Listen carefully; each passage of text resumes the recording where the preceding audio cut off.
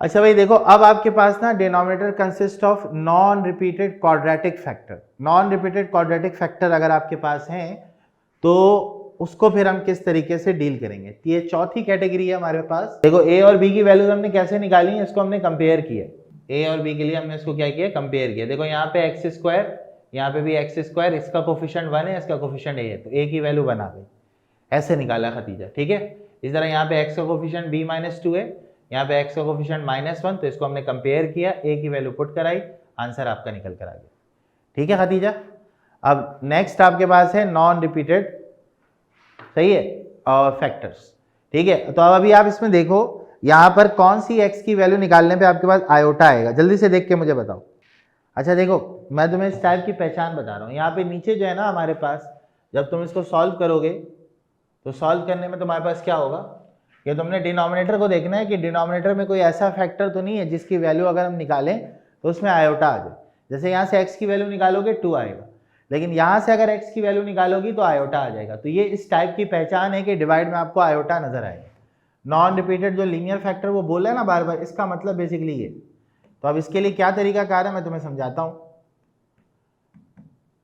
आपके पास क्या हो जाएगा, एक्स स्क्वायर प्लस का 7 हो जाएगा।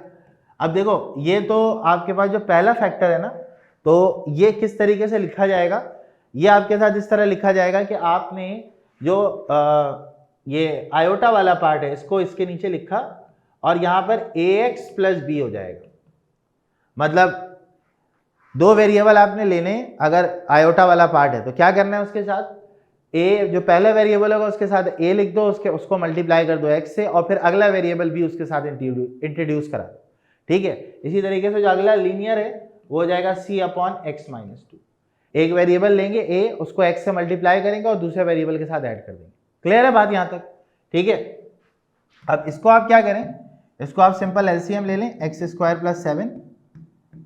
और इसी तरह अगर एक और एक फैक्टर होता, एक्स स्क्वायर प्लस 3 होता, तो फिर क्या करते आप, ए एक्स प्लस बी एक के लिए लिखा तो दूसरे के लिए क्या लिखते हैं, सी एक्स प्लस डी। ठीक है, और ये हो गया एक्स माइनस 2। अब यहाँ पे देखो एक्स स्क्वायर प्लस 7 कैंसिल हो गया, तो ए एक्स प्लस बी को आप मल्टीप्लाई करा दोगे किससे, एक्स माइनस 2 से, और एक्स माइनस 2 यहाँ गया तो ये एक्स स्क्वायर प्लस क्या हो गया, 7 हो गया। ठीक है, अब यहाँ पे आप देखो कि ये x square minus x plus 13 हो गया और divided by x square plus का क्या हो गया, 7, और एक्स माइनस 2 भी है, बिल्कुल ऐसा ही है। अब देखो बेटा ये पूरा कैंसिल आउट हो गया, सही है। अब तुमने निकालनी है यहाँ से वैल्यू। अब इसमें एक छोटा सा काम करो, x की वैल्यू 2 पुट करा दो तो तुम्हारे पास c की वैल्यू आ जाएगी। तो यहाँ पे क्या कर रहे हैं हम लोग, पुट करा रहे हैं x बराबर 2। जैसे ही 2 पुट कराओगे 2 का स्क्वायर माइनस का 2 प्लस का 13 हो गया। ठीक है, अब यहाँ पे 2 पुट कराओगे तो a इंटू 2 प्लस का b, यहाँ पे क्या हो गया आपके पास, 2 माइनस 2 प्लस c, और 2 का स्क्वायर प्लस का क्या हो गया, 7।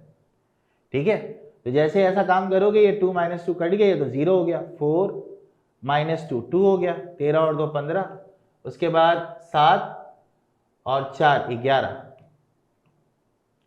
सही है, 13 और 2 15, 11c is equal to c is equal to कितना हो गया, 15 अपॉन 11। 2 पुट कराने पे ये मामला हो रहा है, 4 में से 2 निकालोगे 2, 13 और 2 15, और यहाँ पे अगर तुम पुट कराते हो तो c times of x square plus 7। ठीक है, माइनस 13 है कहाँ पर, ओके ओके ओके, सही, ये माइनस 13 हो गया। चलो यहाँ पे भी कर देते हैं, 2 माइनस 13 कितना हो गया, माइनस 11 हो गया। तो 11 से 11 कट जाएगा, वैल्यू आ जाएगी -1।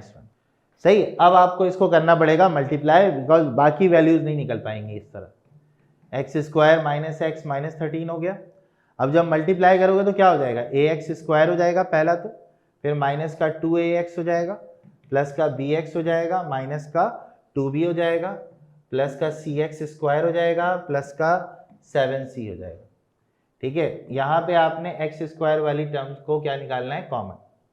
तो कॉमन अगर आप निकालोगे तो a plus c x square हो गया। ठीक है, दो ही में एक्स स्क्वायर है, और x वाली टर्म आपके पास यहाँ पे 2 है, एक ये है और एक ये है, तो यहाँ से x कॉमन निकाल लो तो यहाँ पे b माइनस 2a हो जाएगा। सही हो गया, और क्या बचा हमारे पास, अब तो सारे कांस्टेंट ही बचे, माइनस का 2b और प्लस का 7c। अब देखो बेटा, अगर मैं कंपेयर कराता हूँ यहाँ पर x square minus x minus 13, तो इसका कोफिशिएंट 1 है, यहाँ पे a प्लस सी है, ये 1 आ गया, c की वैल्यू पुट करा दो तो a की वैल्यू आपके पास 2 आ गई।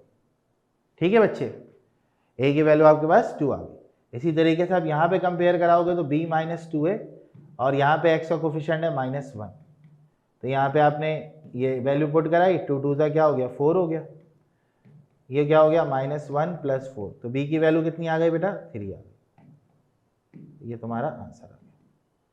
सही है भाई बरीरा, बात समझ में आ गई बेटा। अब ये तीनों वैल्यूज उठा के कहाँ पुट कराओगे, इक्वेशन नंबर 1 में, और मुझे बताओ क्या वैल्यू आ रही। Put a b c in equation 1, बस 1 में पुट कराना, तुम्हारा आंसर निकल कर आ जाएगा। a की जगह a रखोगी, b की जगह b रखोगी, आंसर आ जाएगा। ओके।